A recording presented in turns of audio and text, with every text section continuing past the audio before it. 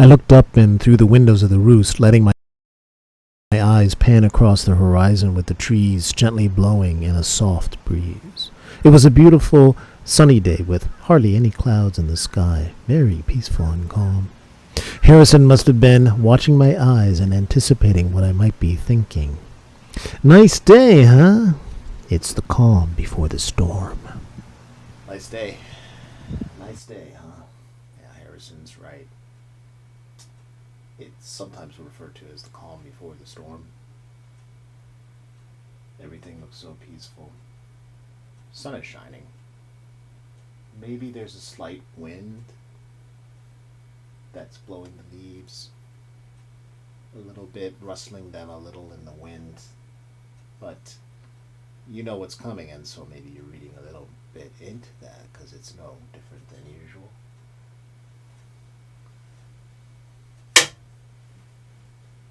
That's what we are going to be talking about a little bit during the reading today and in further episodes centered on chapter 12 of 2020. The producers, in their wisdom, have told me this one is called Shelter from the Storm. Sound familiar? Dorothy?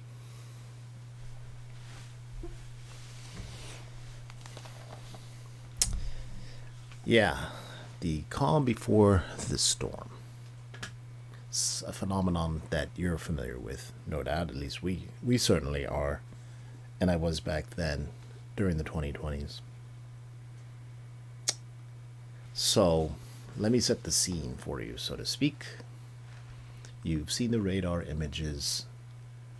You maybe have seen some broadcasts of things that are going on in one of the islands out to sea as the wind is coming and tearing them apart, blowing really hard, the waves maybe washing away. You'll see images of things being washed away, maybe.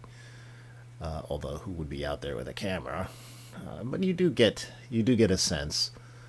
And if you don't, from images of what's going on out there as the storm's coming at you, all you got to do is look at the radar and look at the track, and you see that it's headed right for you, and it's big, and it's strong, and it's powerful. And don't let what you see out there fool you. It's going to be, things are going to change.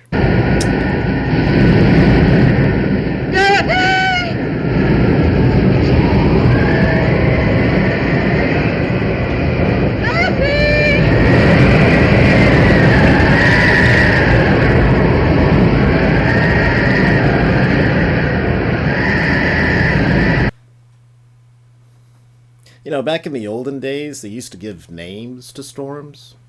I don't know if you knew that or not. What name would you give that storm that Dorothy had to go through while she was over there in Kansas? Some sort of term of endearment. Well, I don't think that Dorothy and Annie M and all of them gave a name to that storm, that tornado. Probably not. But they used to give names to hurricanes back in the olden days, from what I'm reading here.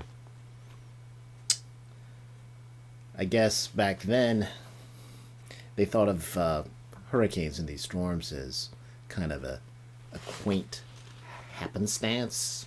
Oh look, here comes that cute little storm. I think we'll give it a name. That was way back when. At first, they didn't give hurricanes names, and then they started doing that.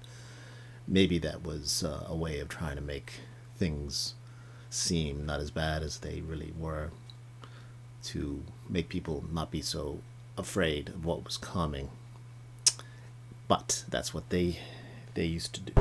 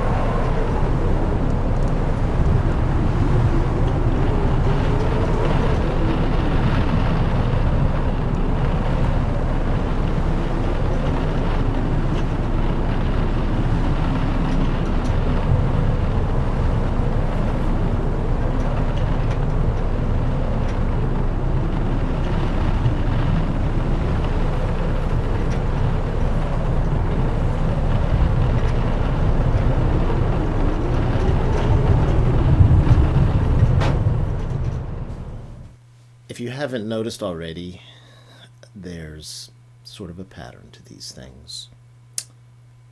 And the hurricanes just start coming more quickly, or there's more of them, they're more ferocious. And in Florida, if you look at a map, Florida sticks out like a sore thumb right in the middle of Hurricane Alley. Or maybe a more likely metaphor would be it's not really, it's not sticking out like a sore thumb, it's sticking out like one of your other digits. And it, the people in Florida are daring Mother Nature to send them another one. We're gonna give her a cute name, or him a cute name, and just daring Mother Nature to take another whack at us. And she's more than willing to oblige.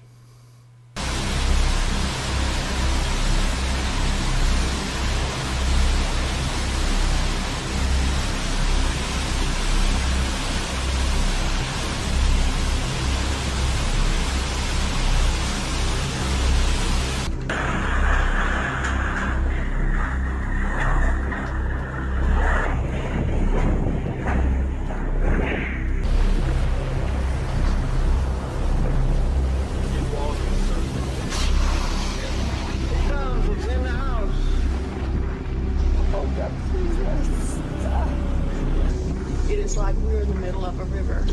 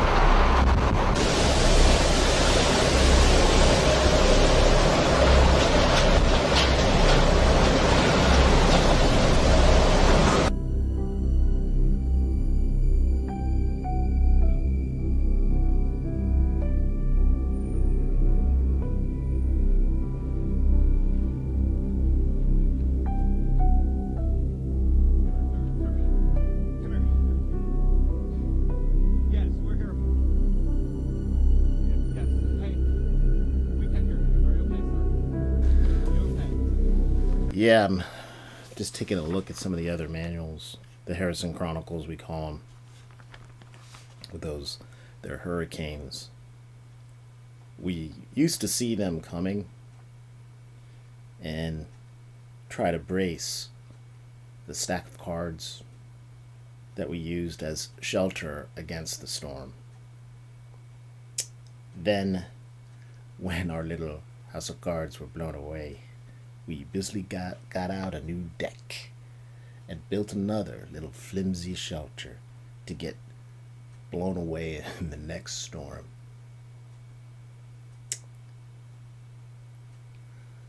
Reminds me of that old nursery rhyme. I guess it's not in here, but it was about the egg that would go up on a wall, and he would be sitting there, and then he got blown down. Did he get blown down? He fell. Stiff wind came along. Maybe it was a hurricane, and he fell, and he smashed all to bits. And in the rhyme, let me see if I remember the all the king's horses and all the king's men couldn't quite put Humpty Dumpty back together again, but didn't stop him from trying. And then once they taped them together, what did they do? They just put them right back up there on the wall. If at first you don't succeed, I suppose, try again. And so that's put him right back in harm's way. Humpty! Humpty! Oh, not again. Are you all right? I suppose we better put them back together. Everything hurts. I'm getting most of you. Where am I? What happened here? He fell off the wall. He was doing his taxes. Doing his taxes? Is this the fool that was on the wall? Yeah! Reports just in say he was in fact doing his taxes. Doing his taxes? On a wall? It all seems very peculiar. The main question being asked, why was he doing his taxes on a wall? Why? Because you can. Yeah, that story about the egg reminds me of something else Harrison told me.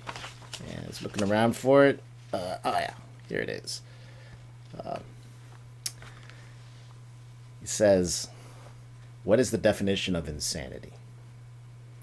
It's doing the same thing over and over again, yet expecting different results. You make this house of cards, or what's that story with the three little piglets, or the three bears, or what? No, three piglets, and the wolf comes along, huffs and puffs, and then blows down their houses that they're building, and until they finally figured out how to build a better one. So anyway, yeah, the piglets in that story finally got it right. They learned from their mistakes. They weren't just doing the same thing over and over and over, making their house out of cards. And then when the wind came blowing, the big mean wolf came blowing at them, they didn't just rebuild the thing from their shelter from using a deck of playing cards. They learned how to do things a little smarter. But anyway, yeah, doing the same thing over and over again, which they used to do up until sometime during the 20s. We certainly realized, as you know from reading the book, that you can't just rebuild the way you built it last time, because it won't stand up. You need to do things to change, to make things better. Because we're not insane. Just because we act a little crazy doesn't mean we're insane. So I'm reading in here about that saying about insanity. And a lot of people, probably you, have thought that's attributable to Albert Einstein or Benjamin Franklin. Some people think that these are the folks that came up with that saying. Insanity, doing the same thing over and over, but expecting a different result the next time you do it. That was not by Einstein. Einstein, if you may recall, passed away in 1955. And the saying, the aforementioned quote, is, according to Harrison's notes that I see here, it's a quote from a character in Rita Mae Brown's novel called Sudden Death, which was published in 1983, quite a few years after Albert Einstein passed from this world.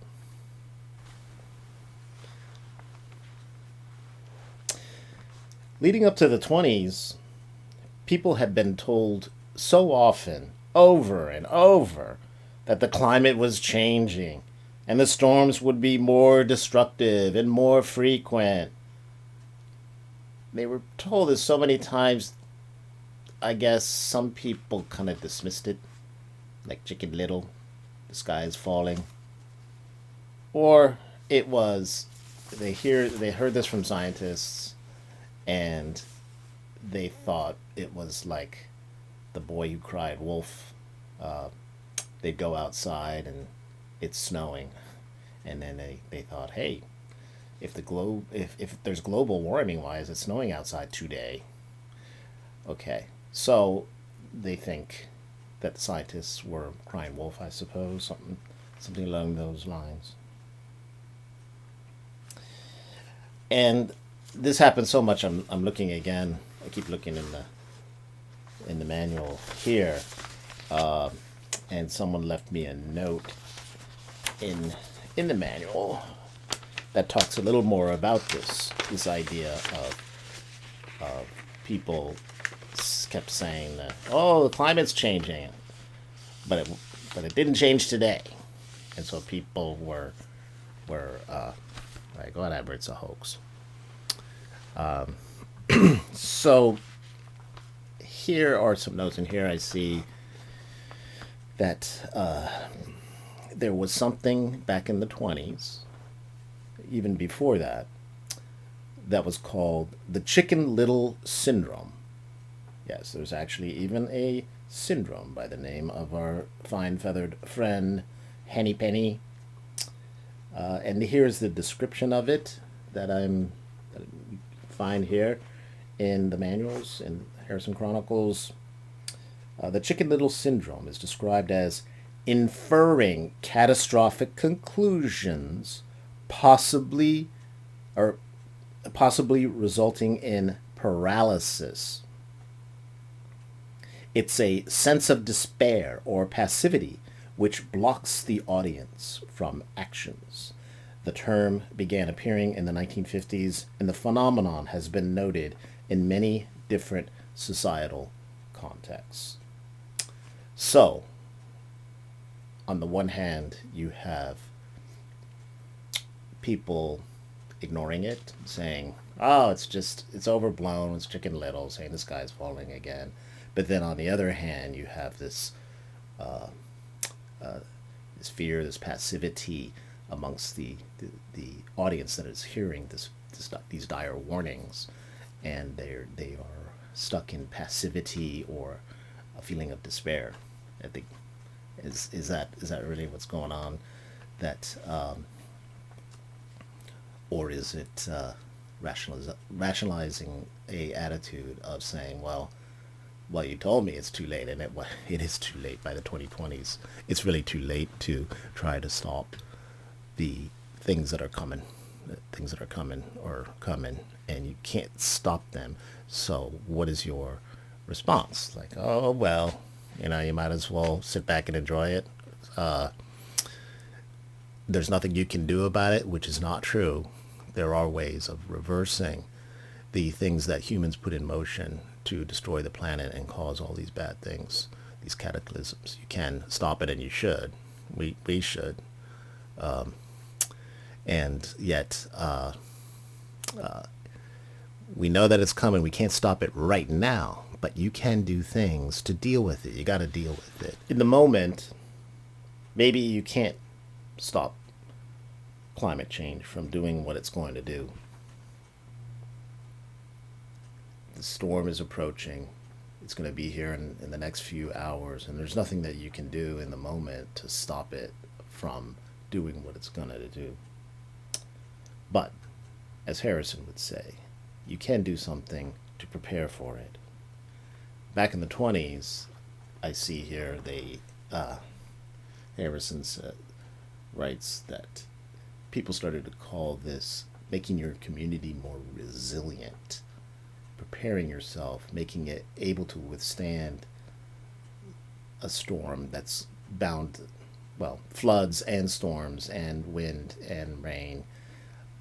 You can build your community to better withstand these things instead of just taking out just rebuilding it like the same house of cards that it was before, only to get knocked down again. Why would you do that? You need to build your communities and make them more resilient, because you know the storms are coming, and you need to do something about it.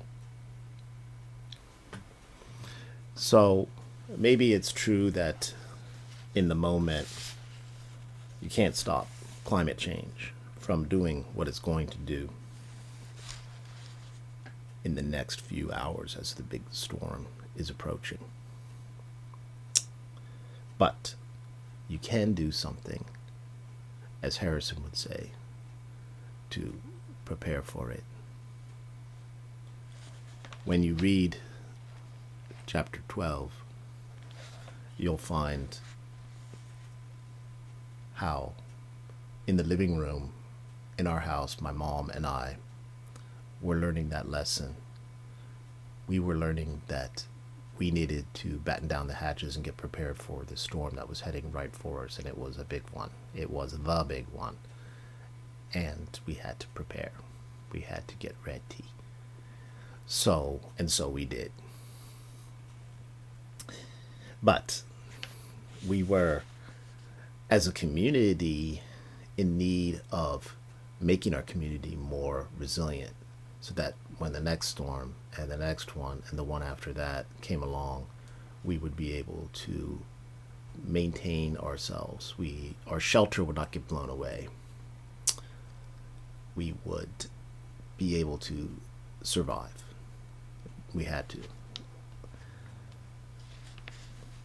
But we could not convince, or I could not convince, Mrs. Jacobs to do likewise. Looking back on it, maybe she was suffering from the Chicken Little syndrome. She was paralyzed by fear. She wasn't sure she didn't know what to do, or she was passive about it. She resigned herself to the inevitable, or maybe she just felt, well, if it will be what it will be. Chicken Little syndrome. Or maybe deep inside, maybe subconsciously, she felt a vague sense of guilt. Maybe her generation knew, no matter how far their heads were buried in the sand, that there was a price to pay for mortgaging the future like they did to pay for their excesses. The only problem is, it was the people of the future, many of them yet to be born, that would be the ones that would pay that price. This is all wrong. I shouldn't be up here. I should be back in school on the other side of the ocean. Yet you all come to us young people for hope. How dare you? You have stolen my dreams and my childhood with your empty words, and yet I'm one of the lucky ones. People are suffering. People are dying. Entire ecosystems are collapsing. We are in the beginning of a mass extinction, and all you can talk about is money and fairy tales of eternal economic growth. How dare you?